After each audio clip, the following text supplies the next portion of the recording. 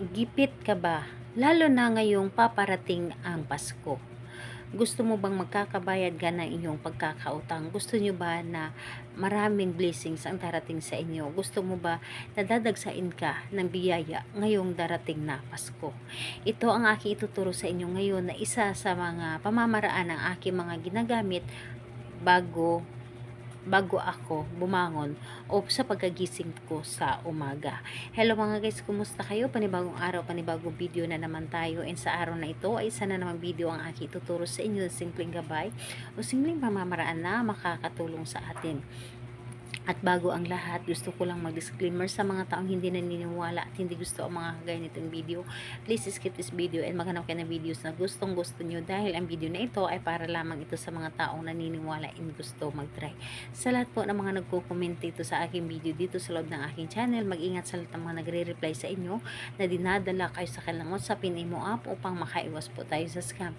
Ngayon po ituturo ko sa inyo paano nga ba tayo laging siswertihin, paano tayo laging hindi mauubusan, paano tayo meron laging laman ng ating mga wallet. So, dito po is kailangan na naniniwala ka and positive kang tao dito, dahil kapag negatibo kang tao and lagi na lang negative yun na sa isip mo, ay hindi mo ito mapapagana. Dapat po ay positive ka, yung tipong sobrang magaan sa inyong puso kapag ito ay inyong ginawa. So, dito is wala tayong ibang gagamitin kundi sarili lamang natin.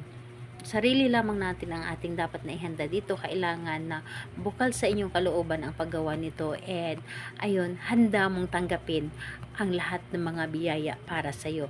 So, ganito ang inyong gagawin bago ka bumangon sa umaga or pagkagising mo sa umaga.